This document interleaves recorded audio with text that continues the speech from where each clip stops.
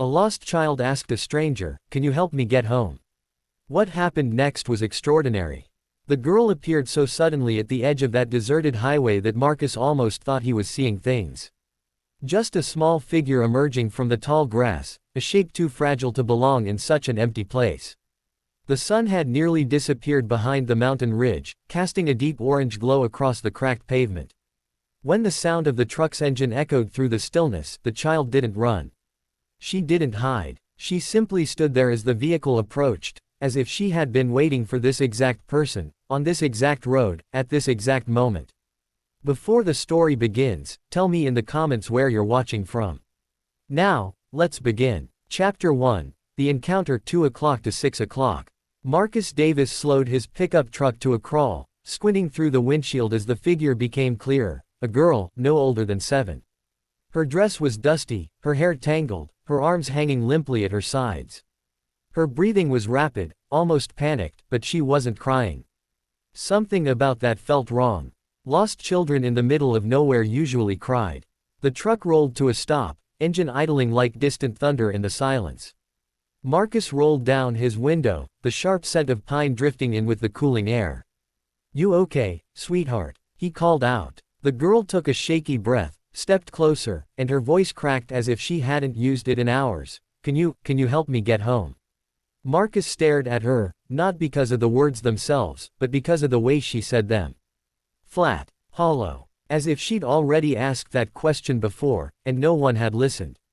The man climbed out of the truck, his boots hitting the gravel with a heavy thud. Instinct told him to check the area first, left, right, behind him, into the tree line. No car, no adult, no movement. Just the faint prints of small shoes in the dirt and larger tire tracks heading north. "What's your name?" Marcus asked gently. "Lily," the girl whispered. "Are you hurt?" She shook her head. "Where's your family?" "I don't know." Marcus crouched down to eye level with her. He had seen fear in children before. Overseas, in combat zones, in places no child should ever have been. But this wasn't battlefield panic. This was something quieter, something that had been building for hours. "Tell me what happened," Marcus said. Lily's small shoulders lifted and dropped. "I fell asleep in the car. When I woke up, nobody was there anymore.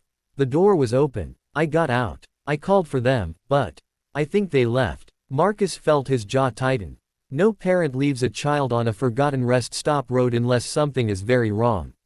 "How long have you been walking?" he asked. Lily blinked at the sky as if trying to remember, then pointed toward the distant horizon where the sun was fading. "Since it was up there. Alone, barely hydrated. A child like this wouldn't last long out here after dark. Not with wild animals. Not with the cold. Not with the roads emptying at nightfall." Marcus uncapped a bottle of water from his truck and handed it over. Lily drank too quickly, coughing, but held on as if the bottle itself was a lifeline. "Easy," Marcus murmured. "You need to breathe." Lily lowered the bottle, her hands trembling slightly. "You said you wanted to go home," Marcus reminded her. "Do you know the address?" "The town. I know the house," Lily said quietly. "It's yellow with a big tree outside. And there's a tire swing. And a mailbox with a bird on it." The girl's voice broke at the last part, tears welling in her eyes, though she fought hard not to let them fall. "Okay," Marcus said. "We'll figure it out. Can you help me get home?" Lily asked again, softer, as if she feared the answer might change. Marcus didn't hesitate this time. "Yes," he said. "I'll help you get home. That's a promise." Chapter 2. The journey begins, 6 o'clock to 10 o'clock. He opened the passenger door of his truck and helped Lily climb in, making sure the seatbelt was secure. "You ever ridden in a big truck like this?" he asked. Lily shook her head. "Well, you're safe now. Just hold on, and we'll find your home." "Deal. Deal," Lily whispered. Marcus climbed into the driver's seat and started the engine. The truck rumbled to life beneath them. Lily flinched at first, then slowly relaxed as the vibration settled into a steady hum. The moment Marcus turned onto the road, something caught his eye. The tire tracks again. Wide tread, deep impressions, an SUV or large vehicle. Fresh. Heading north. Marcus kept his voice calm. "Which way do you think your car went?" Lily pointed forward, in the same direction as the tracks. "That way." "All right," Marcus replied. "We'll start there." The truck rolled down the highway, the wind rustling through the open windows. Marcus kept one hand on the wheel, his eyes constantly moving, the road, the forest, the horizon, the tracks gradually fading beside them. Something about this didn't feel right. A lost child was one thing. A child abandoned with fresh tire tracks leading away, that was something else entirely. "You doing okay, Lily?" Marcus asked after a minute. The girl nodded, leaning slightly against the door. "Are you scared?" Marcus added. "A little." "That's okay," Marcus said. "Being scared means you're still aware. That's actually a good thing." Lily seemed to take comfort in that. They drove another mile before Marcus spotted something glinting on the road ahead. Small, metallic, catching the dying light. He slowed, pulled over, and got out to pick it up. A bracelet, pink beads with little flower charms. Delicate and clearly meant for a child. "Is this yours?" Marcus asked, showing it to Lily through the window. Lily's breath caught. "That was in the car," she whispered. "My mom gave it to me." Marcus stared at the bracelet a moment longer. Then at the empty stretch of road disappearing into the darker woods ahead. This wasn't a simple case of a child wandering off. Something had happened. Something recent. And whoever drove away hadn't wanted to be followed. Marcus tucked the bracelet into his pocket. The truck rumbled forward again, deeper into the quiet. And miles behind them, hidden just out of sight, a pair of headlights blinked on. Someone else was on that road. Someone who had been watching them from the trees. Chapter 3. Signs of Danger, 10 o'clock to 1500. The wind grew cooler as the truck carried them farther down Highway 27. The sky shifted from orange to a deeper purple. Marcus kept his posture alert but relaxed enough not to frighten the girl. His right hand guided the steering wheel. His left rested on the center console. Every few seconds he checked his mirrors. Not obviously, not enough to signal concern, but enough to track the road behind them. It stayed empty for now. Lily shifted slightly, trying to peer through the windshield at the changing landscape. "Is this the way to town?" she asked cautiously. "Eventually," Marcus said. "But right now, we're following the direction your car took. If they're searching for you, they'll be on this road." Lily didn't say anything to that. She just gripped her seatbelt tighter. Marcus didn't push her for more. Children processed fear differently. Sometimes talking helped. Sometimes silence was their way of holding all the pieces together. And this girl, judging by the trembling in those small shoulders, was holding on by threads. The truck rolled deeper into the stretch of highway that locals called the dead zone. Mostly because cell service dropped to nothing and the nearest house was nearly 8 miles off the main road. No neighborhoods, no cabins, just forest and the occasional glimpse of old logging paths. A place easy to get lost in. A place even easier to hide in. Marcus eased off the gas slightly as they reached a curve. The tire tracks he'd been following became harder to see in the dimming light, but he kept track of the faint impressions in the gravel shoulder. Wide tread, heavy vehicle, consistent speed. Whoever drove it hadn't stopped since leaving the rest area. "Are you cold, Lily?" Marcus asked, noticing how she hugged herself. "A little." Marcus reached behind the seat and pulled out a jacket, handing it to her. It was far too big, but it would help. "Better?" he asked. "Yes," Lily whispered. "Thank you." Another mile passed. Then another. That's when Marcus noticed something ahead. Not a sign, not a car, something smaller. Dark. Sitting in the middle of the road as if it had been placed there. He slowed immediately. As the truck crawled forward, the object became clearer. A stuffed animal. A small brown rabbit with floppy ears, sitting upright in the middle of the asphalt as if waiting for them. Marcus's instincts flared. "Lily," he said quietly. "Is that yours?" Lily stiffened. "Bunny," she breathed. "That's my bunny." Marcus didn't brake too hard. Sudden stops alarmed children. But he brought the truck to a steady halt beside the stuffed rabbit. He kept the engine running, adrenaline now quietly threading through his system. "You're sure this is yours?" he asked. "Yes," Lily said, her voice rising. "She was with me in the car." Marcus studied the rabbit. It wasn't dirty. It wasn't torn. It wasn't weathered. It hadn't been run over. It hadn't been here long. Someone had placed it here. And that someone had known the child would see it. Marcus looked behind them again. Empty road. No headlights. No dust clouds. But he didn't relax. Things were too deliberate. He got out, picked up the rabbit with one hand, and handed it through the window to Lily. She hugged it instantly, burying her face in the soft fabric as if it were the last piece of home she had left. "Thank you," she whispered. "Don't thank me yet," Marcus murmured. Not to scare her, but because the situation was shifting into something darker. Chapter 4, The Pursuit, 1500 to 2000. Marcus put the truck in gear and drove forward again, but this time, he didn't follow the tracks blindly. He watched the edges of the road more carefully, the bushes, the gaps in the tree line, the small dirt turnoffs. He was aware of every detail, the kind of awareness drilled into him from years in the military and sharpened on the road. Something wasn't adding up. If the parents had lost her accidentally, they would be searching frantically. They would have turned back the moment they noticed she was gone. But the tracks were smooth, uninterrupted, speeding away. Parents running from something, or parents running from nothing except the child herself. Marcus didn't like either answer. "You doing okay back there?"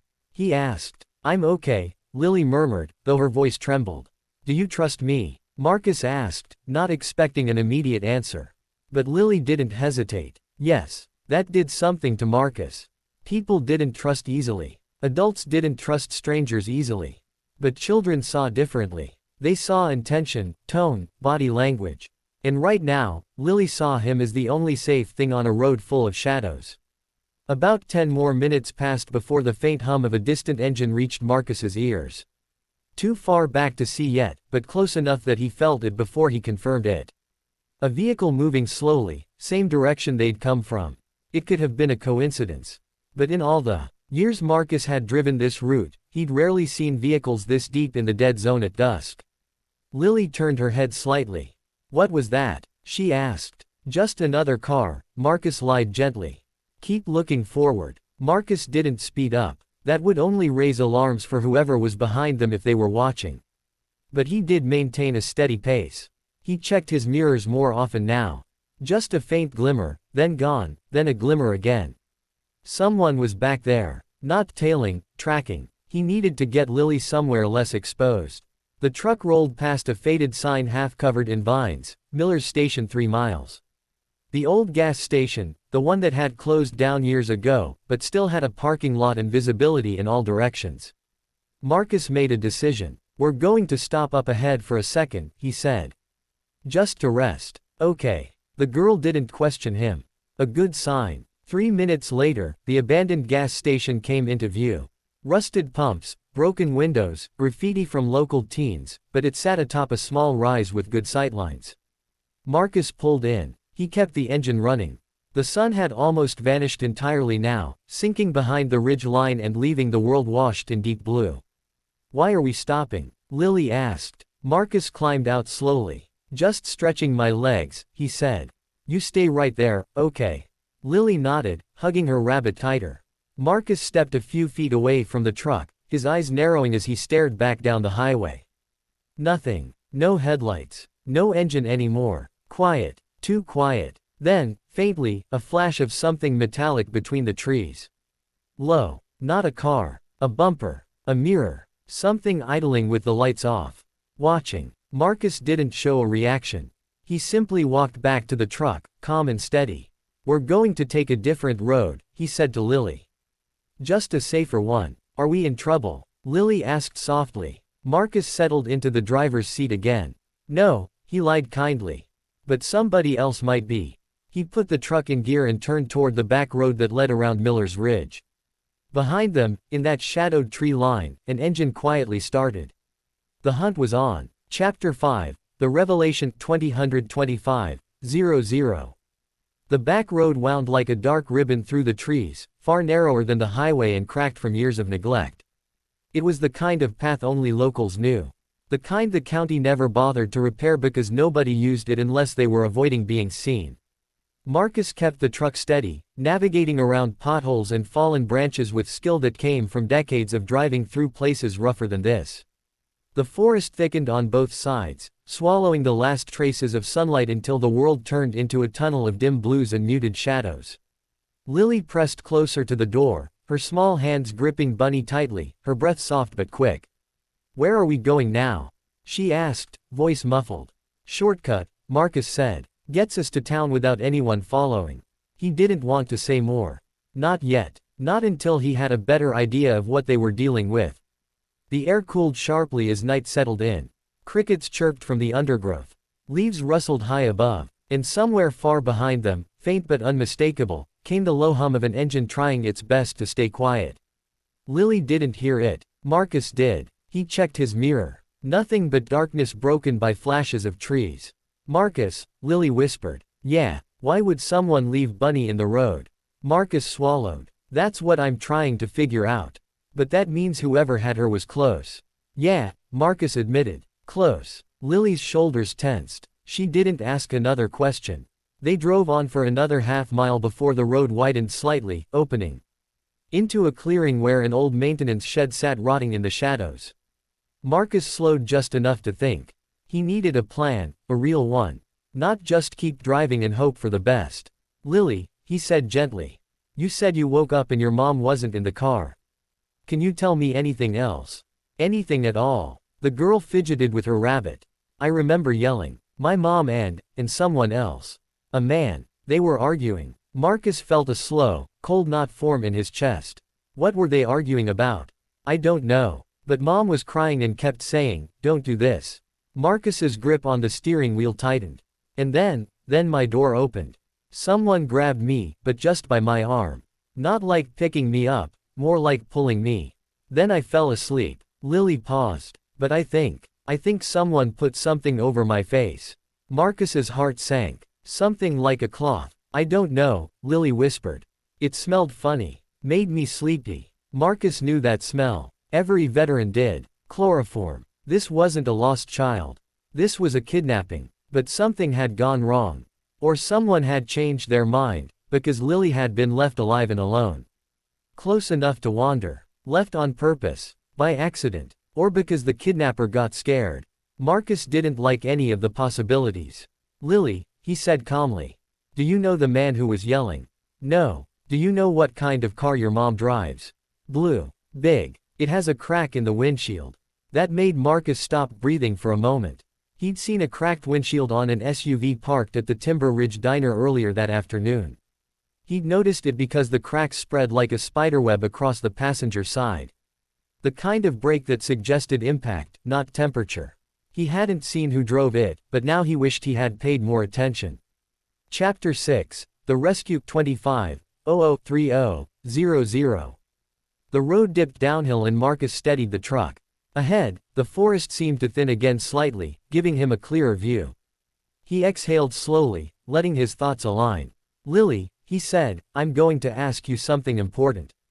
Do you remember which direction your mom's car was facing when you woke up alone? It was pointing toward the woods, Lily said after thinking. Not the road. The hairs on Marcus's neck prickled. Someone had driven into the woods. Not along the highway, into the trees. A place you only went if you had a reason. Marcus, Lily whispered suddenly. Do you think Mom is looking for me? The girl had asked the question so carefully, so hopefully, that the silence after it felt cruel. Marcus placed a reassuring hand on her shoulder. Yes, sweetheart, I do. And I'm going to get you back to her. That wasn't the whole truth, but it was a promise he intended to keep. Up ahead, the road forked. One path led toward town, the other toward the interior of the ridge, where the logging roads disappeared in winding loops. Marcus didn't have long to decide. A faint glow flashed between the trees behind them. Headlights again. Quick. Subtle. Trying not to be noticed. Too late. Marcus pressed the gas and leaned into the fork, heading toward the ridge. Lily gripped Bunny tighter. Are we running away? She asked. No, Marcus said. We're staying ahead. Same thing. But he didn't want to scare the girl more than she already was. The truck roared down the narrower trail, tires biting into the gravel. The air grew colder. Fog crept low across the ground, swirling around the wheels as if trying to grab at them. And then, from somewhere deeper in the woods, came a single sharp sound. A snapping branch. Marcus's eyes darted toward the left side of the clearing. Something moved in the brush.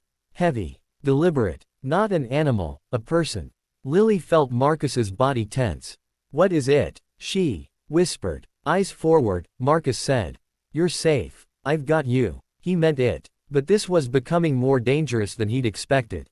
Ahead, the ridge rose, dotted with old paths and forgotten trails. Marcus had driven them before.